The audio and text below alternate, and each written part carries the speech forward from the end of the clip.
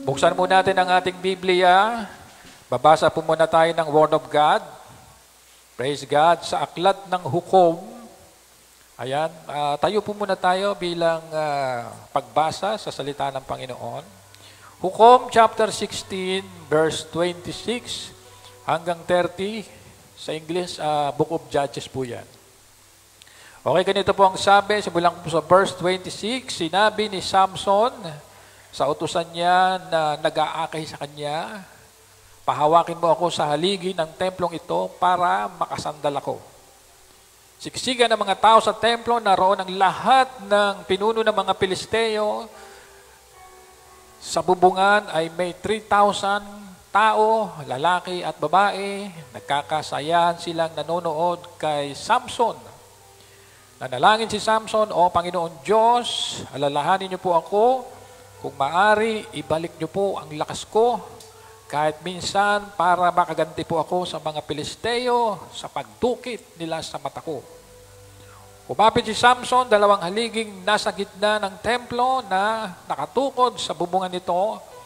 Ang kanan niyang kamay ay nasa isang haligi at ang kaliwa naman ay nasa kabilang haligi. Pagkatapos sumigaw siya, mamamatay akong kasama ng mga Pilisteo. At itinulak, sabi po doon, at itinulak niya ang dalawang haligi ng buong lakas at gumuho ang templo at nabagsakan ang mga pinuno at ang lahat ng tao roon. Mas maraming tao ang napatay ni Samson sa panahong iyon kaysa noong nabubuhay pa siya. Purihin ang Panginoon. Dito po sa binasa natin, balikan ko po yung pinakasusing talata, yung pinaka-key verse, yung verse 28, Hukom 16:28. Sabi rito, nanalangin si Samson, O Panginoong Diyos, alalahanin niyo po ako kung maari, ibalik niyo po ang lakas ko, kahit minsan pa, para makaganti po ako sa mga Pilisteo sa pagdukit nila sa mata ko. Purihin ang Panginoon sa pagkabasa ng kanyang salita, palakpakan natin ang Diyos na buhay. So ang aking message ngayong umaga ay may pamagat na, Panginoon, palakasin mo ako. Amen. Praise God. Hallelujah. So ayon po dito sa Hukom 16:28, si Samson po ay nanalangin sa Diyos na ibalik ang kanyang pambihirang lakas.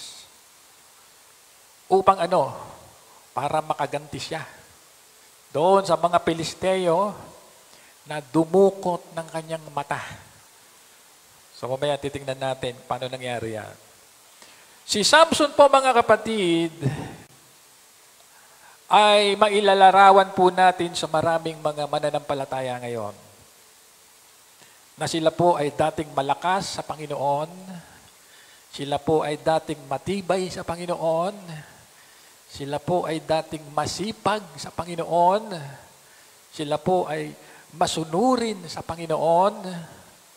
Sila po ay aktibo sa Panginoon. Pero ngayon, nangihina na sa Panginoon. Amen? Tumatamlay na sa Panginoon. Tinatamad na sa Panginoon. Sumusuway na sa Panginoon. Parang si Samson. Ngayon, tingnan po natin ang ilang pangyayari sa buhay ni Samson. Ano po, sa hindi nakakaalam sa inyo sa kwento. No? Unang-una nating aalamin, bakit malakas si Samson? Ayan, no?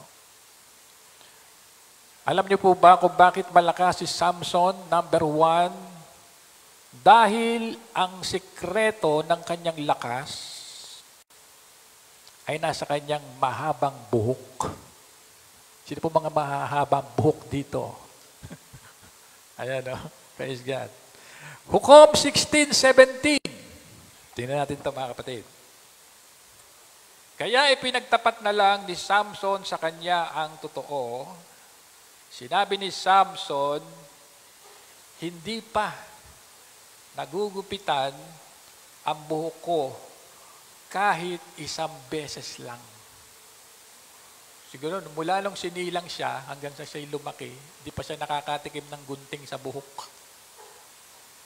Sapagkat mula pa sa kapanganakan ko, itinalaga na ako ng Diyos bilang Nazareo. Hindi po Nazareno. Kamali kayo. Nazareo po sabi dyan. Kaya kung magugupitan ang buhok ko, magiging katulad na lang ng karaniwang tao ang lakas ko. Napakalakas po ni Samson. Sobra.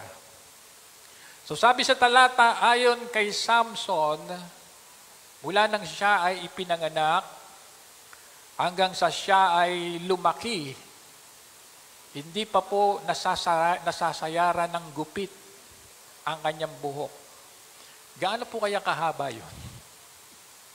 Sipin mo, hindi siya nagpagupit mula nung ipinanganak hanggang sa nagbinata. Walang gupit-gupit. So ang buhok po kasi niya, tinitirintas. Tinirintas na lang. So, dahil siya po ay itinalaga sa Diyos bilang Nazareo, dahil ayon sa kanya, kapag nagupitan siya, magiging karaniwang tao na lang ang lakas niya. Ito ang sekreto ng kanyang pambihirang lakas at ito ay kanyang sinisekreto. Di po niya yan sinasabi kahit kanino. Ayaw niyang sabihin yan kahit kanino. At halimbawa ng kanyang pagiging malakas, yung binanggit sa Hukom 14 sa verse 6. Tingnan niyo mga kapatid ha. Pinalakas siya ng Espiritu ng Panginoon at niluray niya ang leyon sa pamagitan ng mga kamay niya na tulad lang ng pagluray sa batang kambing. So, ganun siya kalakas. Amen? Pero hindi niya ito sinabi sa mga magulang niya. So, sabi po sa talata, sa taglay na lakas ni Samson na mula sa tulong ng Espiritu ng Panginoon, yung isang nakakatakot, yung isang napakalakas, yung isang napakamapanganib na leyon, ay kanyang niluray. Alam niyo yung niluray? No? Niluray, niluray, no? Tama, niluray nga pala, no? Para niya lang nilamukot yung leyon. Ano po? Na parang nagluray lang siya ng isang batang kambing. So ano po ang message nito sa atin ngayon mga kapatid bilang mga mananampalataya? Sa atin po bilang mga anak ng Diyos ngayon, sino po ang gustong manatili ang kanyang lakas kay Lord? Ayan, no? Upang mapanatili po natin ang ating lakas o kalakasan sa Panginoon, unang-una, huwag po nating puputulin ang ating ugnayan kay Kristo. Amen?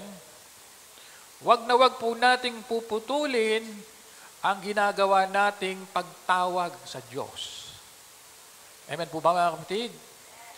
Huwag po nating puputulin ang ginagawa nating pag-worship sa Panginoon. Hanggat maaari, every Sunday, kung magagawa nating maging present every Sunday, gawin po natin yan.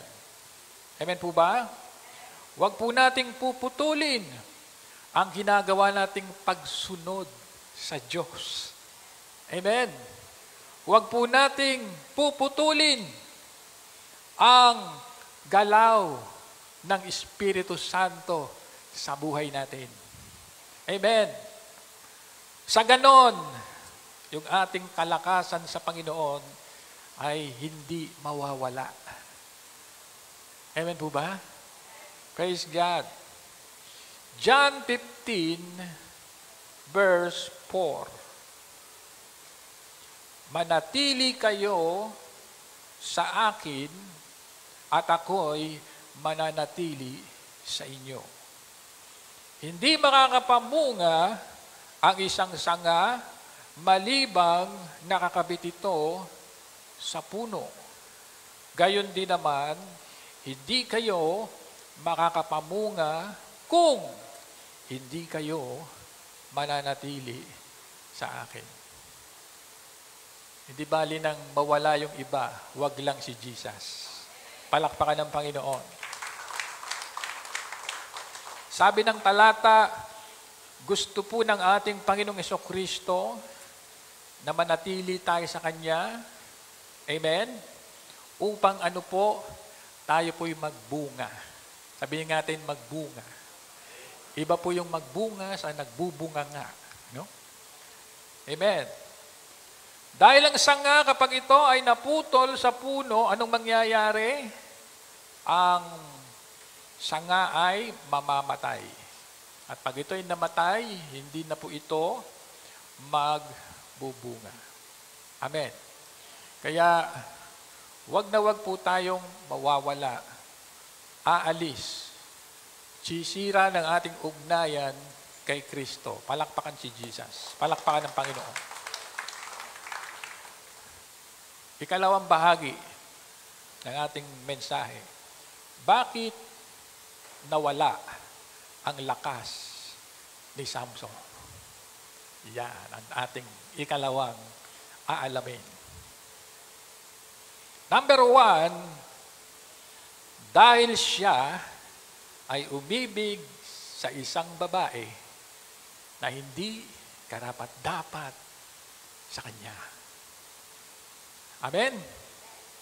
Hukom 16, verse 4. Isang araw, nagkagusto si Samson sa isang dalaga na nakatira sa lambak ng Sorek. Ang pangalan niya ay, Delilah. Marami pong Delilah ngayon. Amen? Na kapag pinatulan mo, tapos ka. Sabi sa talata, nahulog ang loob ni Samson sa isang babae na ang pangalan niya ay si Delilah. Sobra siyang na-inlove. Matindi ang kanyang pagkaka-inlove. Tama-tama pala yung topic natin, no? Ngayon ay February, no? Love month. No? Si Delilah po, sobra siyang umibig. Siguro, si Delilah ay napakaganda. No? Amen. Praise God. At, kaya lang, bagamat sa tingin niya, si Delilah ay gustong-gusto niya, in love siya. Kaya lang, pinili niya ang isang babaeng magsisimula ng kanyang kalbaryo. Anya ba kayo? Yun po, matindi ron. No?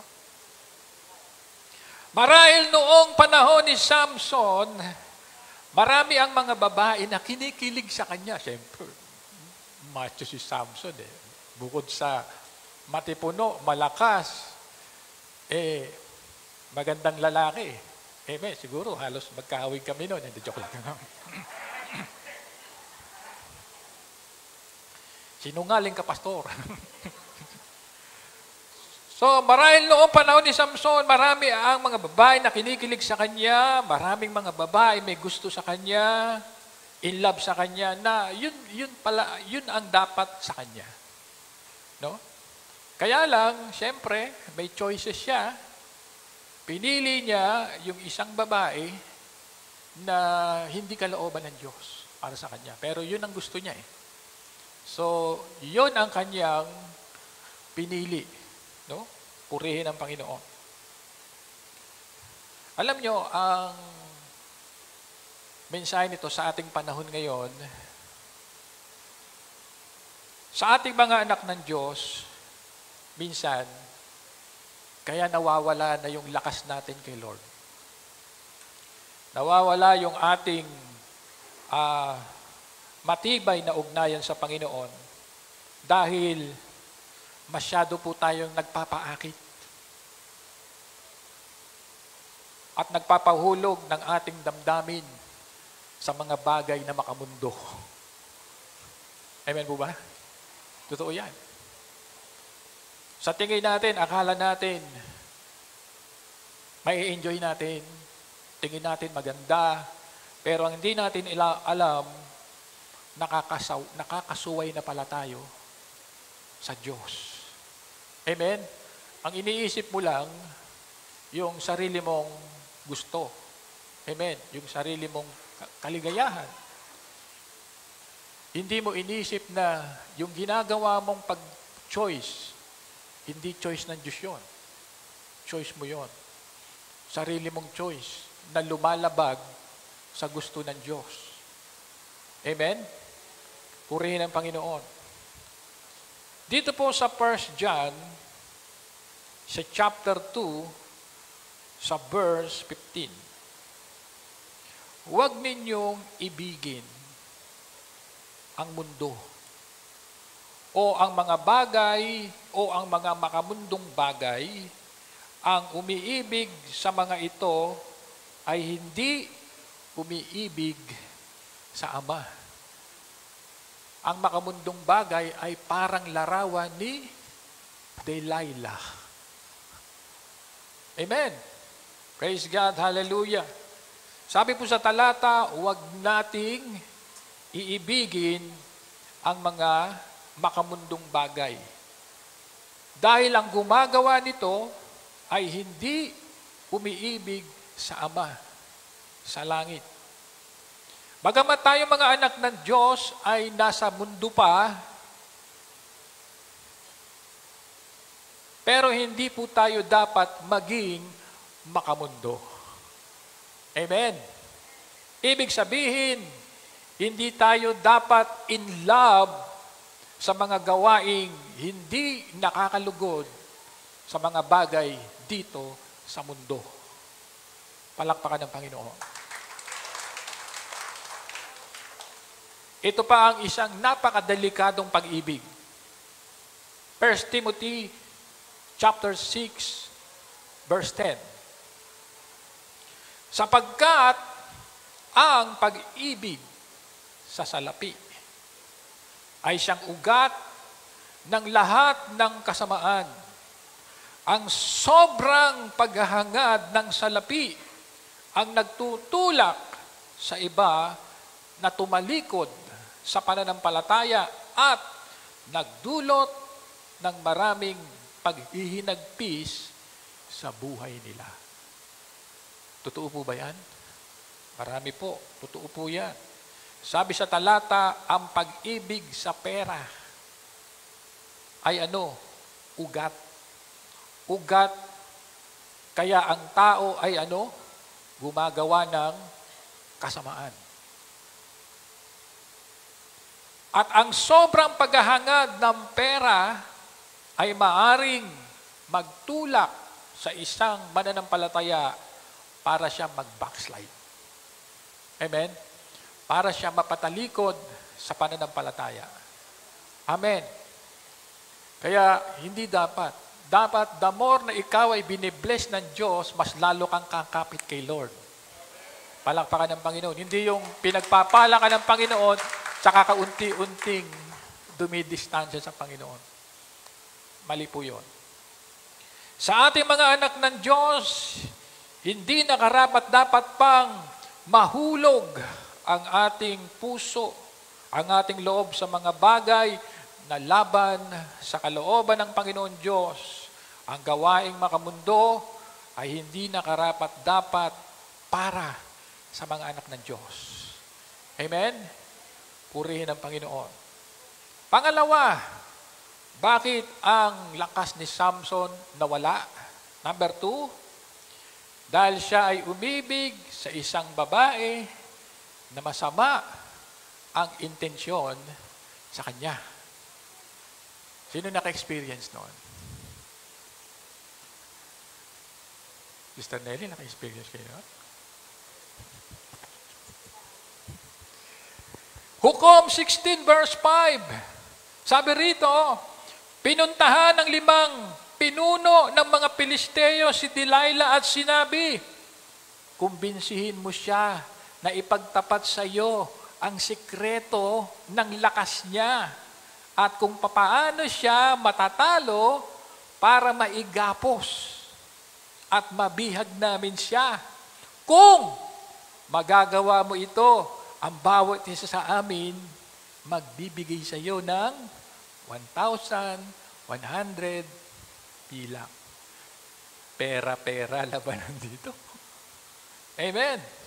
Sabi sa talata, nang malaman ng mga kaaway ni Samson na si Samson ay patay na patay, in love kay Delilah, ito po ang kinuhang pagkakataon ng mga kaaway ni Samson.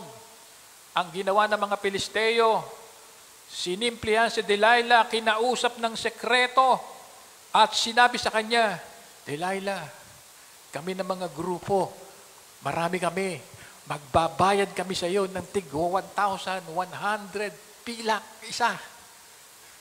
Basta ang gagawin mo lang, alamin mo, tuklasin mo ang sekreto ng lakas ni Samson. Siguro sabi ni Delilah, deal. Amen? Sige, sir. So, kaya anong nangyari?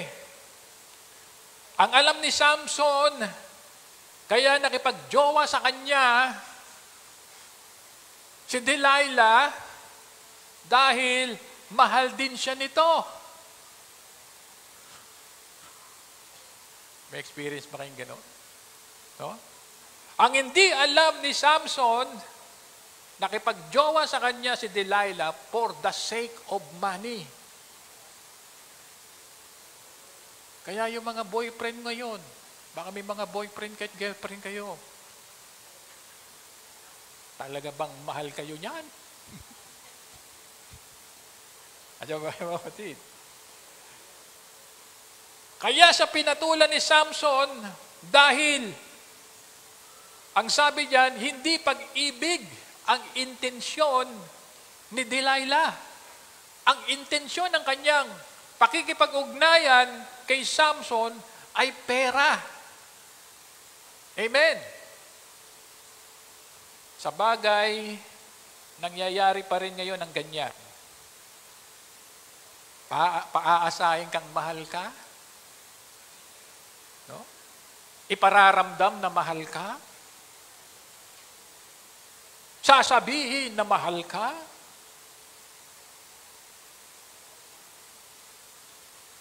Maya't maya, ite-text ka, mahal ka? Amen? Pero, hindi naman pala. Sa oras na nakuha niya na ang gusto niya sa'yo, goodbye, my love. Iiwanan ka na lang at hindi na magpapakita. Ikaw naman, iyak ka na lang. Amen? Sabi nga ng programa nung araw, napakasakit, Kuya Eddie. Amen? Maraming beses po na tinangka ng mga Pilisteo na mapatay si Samson, pero lagi po silang bigo, wala silang magawa, kasi super lakas ni Samson. Pero, nakahanap sila ng pagkakataon. Amen? Nakahanap sila ng butas para matalo nila si Samson. Amen? Sa ating mga anak ng Diyos, maaring mawala ang kalakasan natin sa Panginoon sa oras na hinayaan nating madaya ang ating kaisipan. Amen po ba? Kapag hinayaan natin na ang ating puso ay madaya, hindi tayo naging alisto, hindi tayo naging aware, Nakakala natin, Bible pa ang paniniwalaan natin, hindi na pala. Amen? Purihin ang Panginoon. Na hindi na pala kalooban ng Diyos ang ating ginagawa. Papunta na pala tayo sa kultong paniniwala. Akala natin, nasa tama pa tayo. Akala natin, truth ang ating dala. Hindi na pala. Sinabi ni Jesus yan. Lucas chapter 11, sa verse 35. Kaya tiyakin mong naliwanagan ka. Dahil baka ang liwanag na inaakala mong nasa iyo ay kadiliman pala. Amen. Kaya mag-ingat po tayo. Sabi sa talata, paalala ng ating Panginoong Kristo, siguruhin natin, tiyakin natin na naliwanagan talaga tayo. Amen po ba? Baka kasi ang inaakala nating liwanag na dala-dala natin, na pinaniniwalaan natin, sabi ng Panginoong Yesus, baka kadiliman yan. Amen. Praise God, hallelujah. Isa pa, 2 Corinthians chapter 11, verse 13 hanggang 14. Sapagkat ang mga taong iyan ay hindi naman mga tunay na apostol, kundi mga manlilinlang. At nagpapanggap lang sila ng mga apostol ni Kristo. At hindi naman iyan katakataka o nakapagtataka dahil maging si Satanas ay nagkukunwaring anghel ng Diyos na nagbibigay liwanag. Amen. Ang diablo naman, di naman magpapakita yan na may buntot at may sungay. Amen? Magpapakita yan na mabait, makadiyos. Amen? Pero ang totoo, ang kanyang hangad, ang kanyang dala, lason sa isip ng tao. Sabi po sa talata, kung may tunay na apostol, meron din namang mga pekeng apostol. At yun ang mga apostol ni Satanas. Ang mission nila sa mundo, maghasik ng panlilinlang, maghasik ng pandaraya sa isipan ng tao. Amen. Kaya tayo po'y maging maingat. At hindi naman ika nakapagtataka dahil ang diablo kaya niyang magkunwari na anghel ng Diyos na nagbibigay liwanag. Si Samson po, puro puso ang pinairal. Hindi nag-isip. Amen? Hindi po niya pinakiramdaman kung ano talaga ang pakay sa kanya ni Samson, ni Delilah. Amen? So tayo mga anak ng Diyos, binigyan tayo ng Diyos ng power na makakilala kung anong espiritu meron sa Diyos o hindi. Amen? 1 John chapter 4, verse 1. Mga minamahal, huwag kayong basta maniniwala sa mga taong nagsasabi na ang ipinapangaral nila ay mula sa banal na espiritu. Sa halip, alamin muna ninyo kung nagmula nga sa Diyos ang itinuturo nila, sapagkat marami ng huwad at sinungaling na mga propetang nagkalat sa mundo. Amen? Sabi po sa verse, huwag tayong basta-basta maniniwala sa mga mangangaral na mula daw sa banal na espiritu ang kanilang pinapangaral. Huwag kang agad maakit kapag nakita mo yung nagpipreach, nakakurbata, naka-long sleeve, mahaba ang suot, naka-Amerikana, magandang lalaki, malaki ang church. Amen? Bagkos, suriin muna natin. Kaya nga mahalaga, ang mga anak ng Diyos, nagbabasa ng kasulatan. Palakpakan ng Panginoon.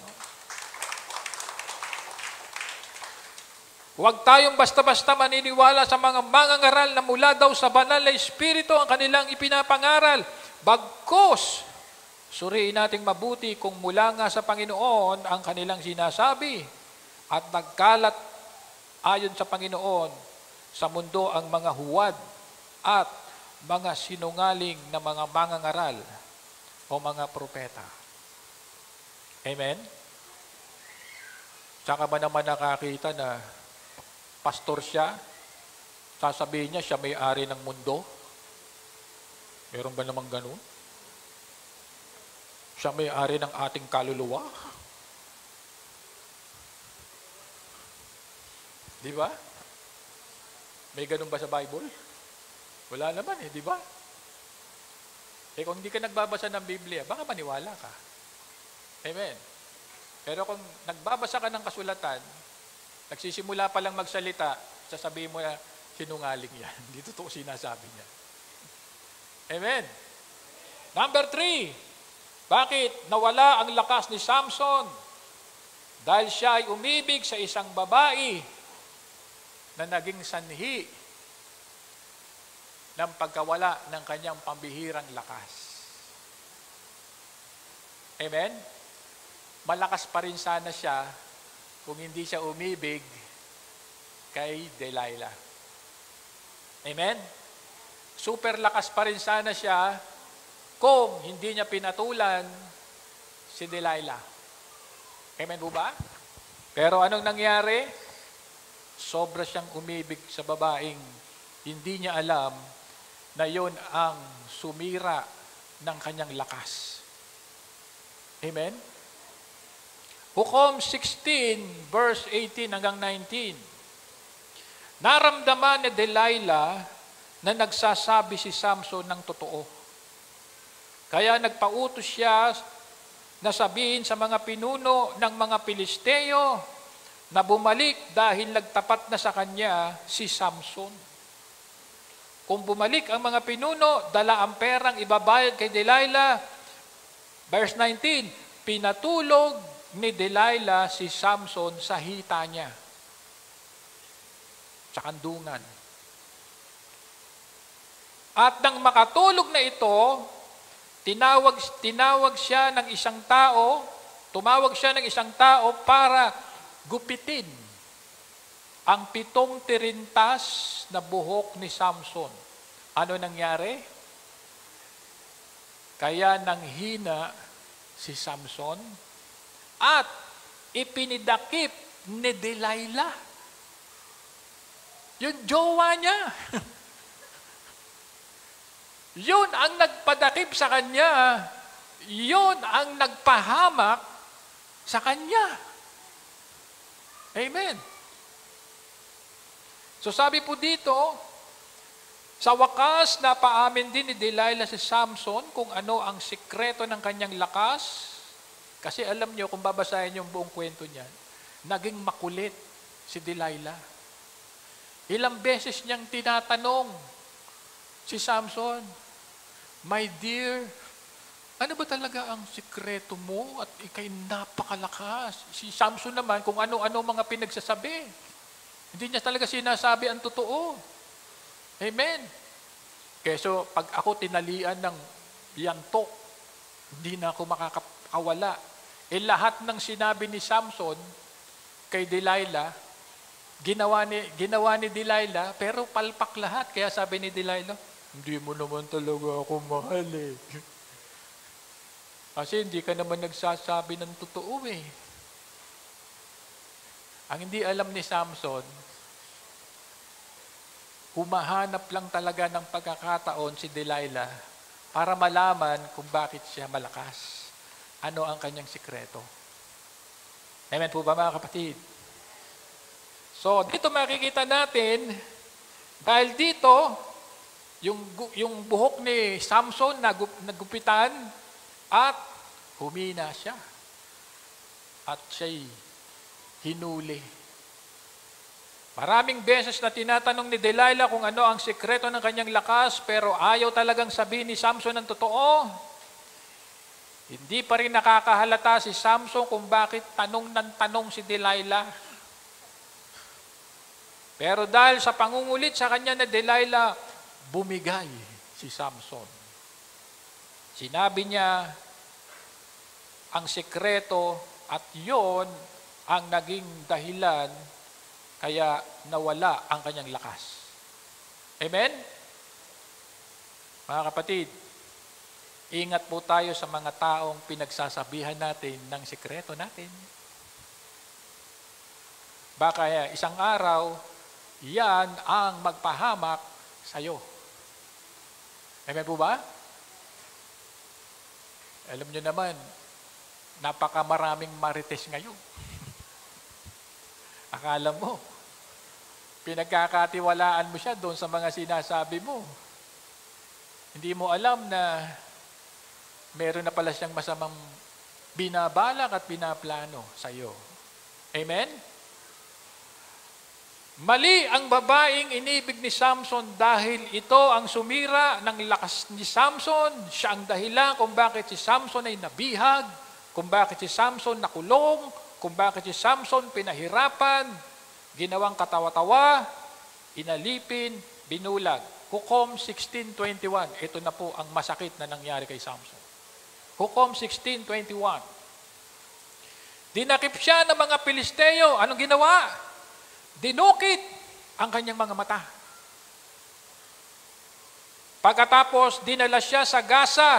At anong ginawa? Kinadinahan ng tanso. Ano pa? Pinagtrabaho nila siya sa loob ng bilangguan bilang tagagiling ng trigo. Dapat hindi mangyayari sa kanya yun. Amen?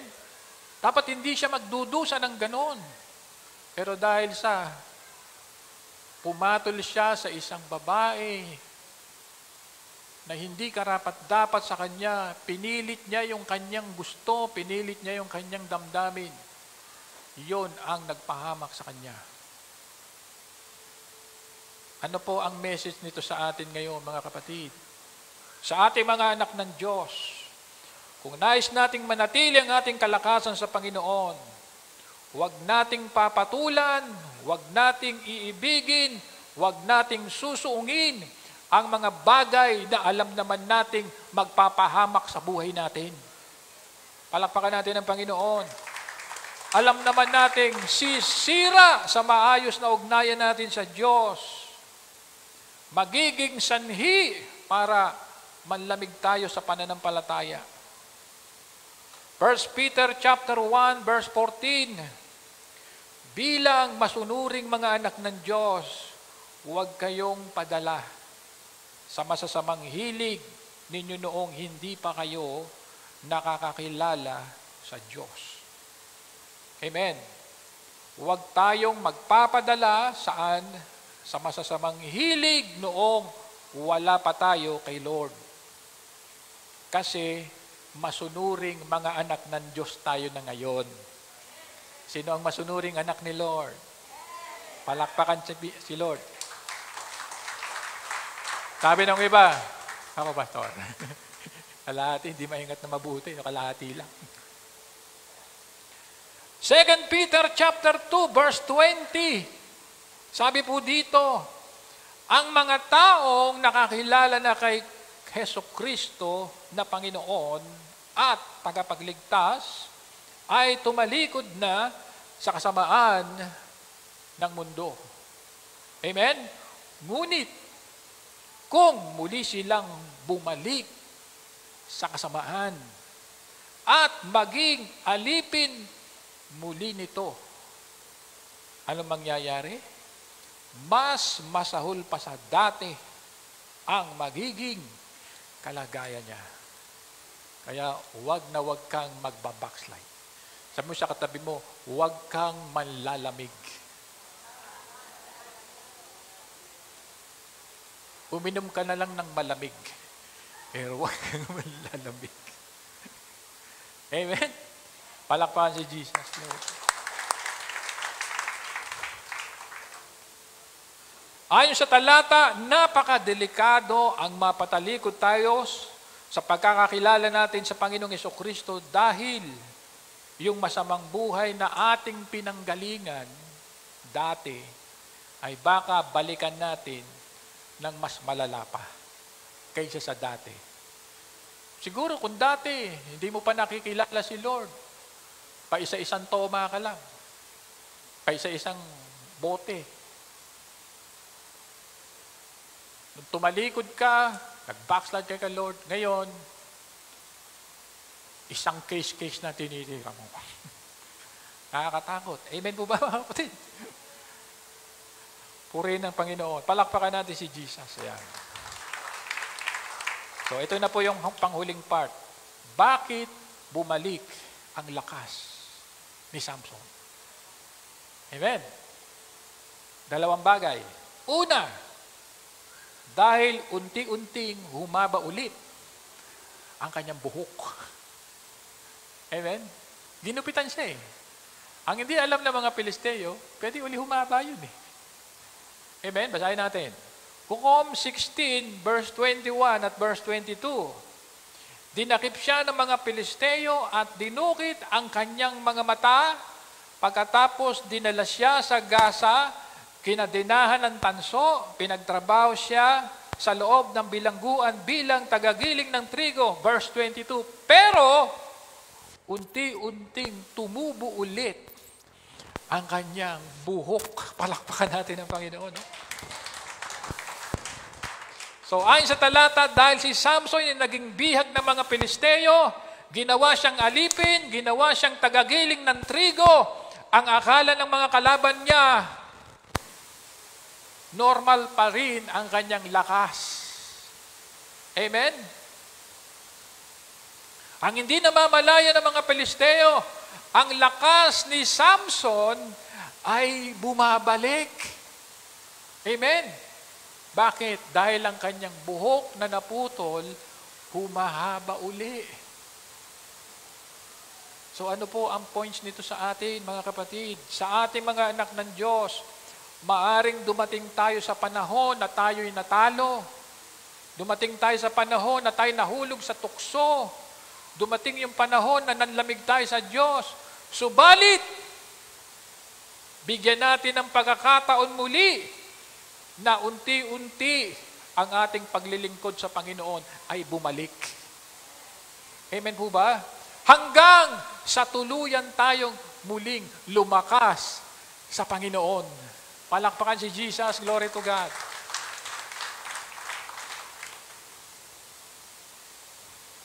Marami po kasing mga pastor, umayaw na sa pagpapastor. Mga song leader, iniwan ng pagsusong lead. Mga church worker, tinalikuran nila yung kanilang init sa Panginoon. Pero, hindi naman sinasara ng Diyos ang pagkakataon na ibalik mo yung nawala mong paglilingkod sa Panginoon. Amen po ba, mga kapatid? Ito pong sabi sa Pahayag, chapter 2, verse 4 at verse 5. Ngunit, ito ang ayaw ko sa inyo, ang inyong pag-ibig sa akin ay hindi na tulad ng dati. Alalahanin niyo kung gaano kayo nanamlay sa pananampalataya, magsisi kayo sa mga kasalanan ninyo at gawing muli ang dati niyong ginagawa. Amen. Kundi pupuntahan ko kayo at kukunin ang inyong ilawan. Kapatid, huwag mong sayangin ang talent na binigay ng Diyos sa iyo na mag-preach, talent na binigay ng Diyos para kumanta, talent na binigay ng Diyos para tumugtog, o ano man yung talent na binigay ng Diyos sa iyo, huwag mong sayangin yan. Ibalik mo yan, gamitin mo uli yan sa paglilingkod sa Panginoon. Amen. Praise God. Purihin ang Diyos. Nais ng Panginoong Yesus na ibalik natin sa Kanya ang unang pag-ibig na nawala natin sa Kanya. Gawin natin muli kung ano yung paglilingkod na ginawa natin nung tayo nagsimula na makakilala sa Panginoon. At ang panghuli, paano lumakas at bumalik ang lakas ni Samson? Dahil oras na upang gantihan at lupigin ang kanyang mga kaaway. Amen? Yun na. May rest back na siya. Sabi po dito, Hukom 16 verse 30, pagkatapos sumigaw siya, mamamatay akong kasama ng mga Palisteo, at itinulak niya ang 2 haligi ng buong lakas at gumuho ang templo at nabagsakan ang mga pinuno at ang lahat ng taong naroon. Mas maraming tao ang napatay ni Samson sa panahon iyon kaysa noong nabubuhay pa siya. Amen? So ayon sa kwento, nagkaroon ng pagdiriwang ang mga Palisteo sa kanilang idol na si Dagon. Yun ang dahilan. Bilang pagdiriwang nila, naisipan nilang patayuin si Samson sa 2 malaking haligi ng gusali para pagtawanan, hiyain, kutsakin, hamakin. Umabot sa 3,000 katao mahigit ang nasa loob ng gusali. Kasama ron ang mga hari ng Palisteo. At malamang, nandoon din si Delilah. Sigurado yun. Amen. Siyempre, siya yung naging dahilan di ba? Oo, hindi na nga lang sinabi, pero malakas ang kutob natin. Amen? Upang masimulan ang pagganti.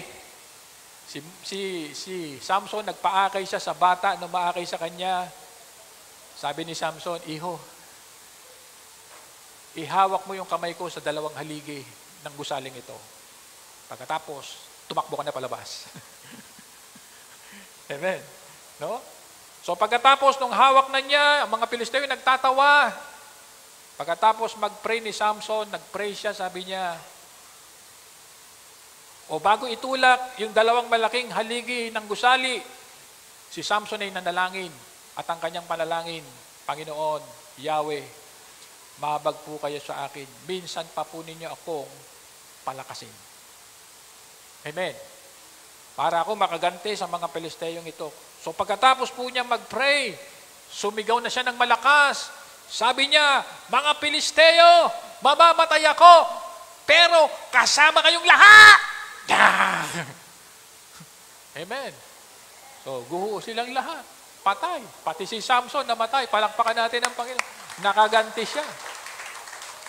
Binigyan siya ng Diyos ng lakas. So anong points natin mga kapatid? Sa ating mga anak ng Diyos, maraming panahon na tayo ginulo ni Satanas, inalipin ng bisyo, binulag sa katotohanan, sinira ang buhay, sinadlak sa kahirapan ng dyablo. Subalit, nasa atin na ngayon ang banal na Espiritu.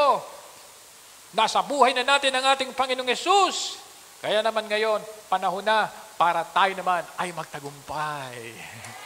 Amen. Panahon na para tayo naman ang magwagi sa lahat ng kahirapan, lahat ng tukso na yan sa mundo, karamdaman. Amen. Palakpakan si Jesus. Purihin ang Panginoon. 1 John chapter 5 verse 4, panghuling talata.